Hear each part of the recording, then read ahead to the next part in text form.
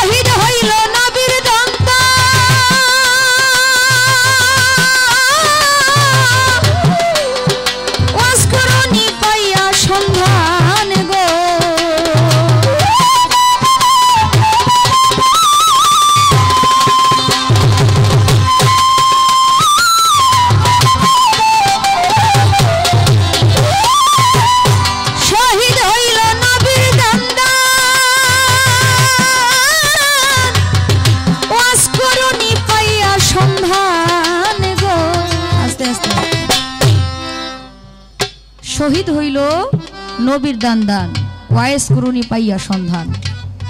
আপনি যদি দাঁড়ায় বলেন নবীরে ওয়াইস করুনি না দেখেই পাগল হইছে, এখানে আপনার একটা পয়েন্ট আছে। আসলে কিন্তু মূল বিষয় এখানে না, নবীকে কিন্তু দেখাই পাগল হইছে, না দেখা না।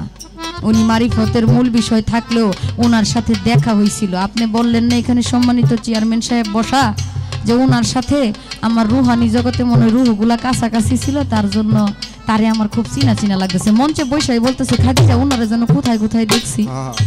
আমি বললাম না, ওনারা দেখেন নাই, উনি তো আমাদের নজরুল ভাইয়ের ধর্মের শ্বশুর, উকিল শ্বশুর। কই কেন জানি পরিচিত মনে হইতেছে। আমি বলছি আমি সঠিক জানি না। বলতেছে আমাদের নান্দাইলের একজন চেয়ারম্যান আছে, ওনার মতো লাগতেছে না। আমি বলছি আমি এটা সঠিক বলতে পারি না, কিন্তু উনি বইলেই ফেললো যে ওনার সাথে রুহুর একটা সম্পর্ক ছিল। ওয়াইস করুনির সাথে আমার রাসূলের একটা গোপন বিষয় ছিল, আমার ছোট্ট করে একটু জানার বিষয়। গানটা যদিও আমার ওয়াইস করুনির বিষয় যদি আপনি বলেন, এখানে পয়েন্ট কিন্তু আমি মেরে দিতেছি ভাই, পয়েন্ট আমি মেরে দিচ্ছি। এই কারণেই আপনাকে প্রশ্ন করা হয়েছে, আর প্রশ্ন করে কষ্ট দিতে চাই না। এখন কথা হইলো আমি আপনাকে এটা ক্লিয়ার করতেছি, যারা আছে তাদেরকেও ক্লিয়ার করতেছি। অনেকে বলে নবীকে না দেখা পাগল হয়েছে ওয়াইস করুনি, ঠিক না।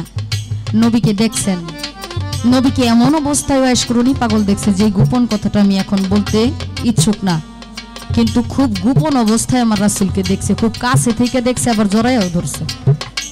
এই বিষয়টা সবাই প্রকাশ করে না, করবে না, আমিও করতে ইচ্ছুক না, কিন্তু এটা 100% ইনশাআল্লাহ সাহস দিয়ে বলতে পারি ওয়াইস করুনির সাথে আমার রাসূলের এমন একটা আলিঙ্গন হয়েছিল, এমন একটা সম্পর্ক হয়েছিল ঘনিষ্ঠ, যেই সম্পর্কের মধ্যে আমার রাসূল বলছিল যে জীবিত অবস্থায়, মানে আমার জীবদ্দশায় তুমি আমাকে আর দেখতে পারবে না, যেহেতু তুমি আমার আগেই দেখা ফেলছো। এটা আমি কথাটা মাইরে দিলাম যে আপনি বলবেন না দেখা পাগল হয়েছে, ইবাদত করে না, এই সেই এগুলার কাম বাজে নাই, বুঝছেন না।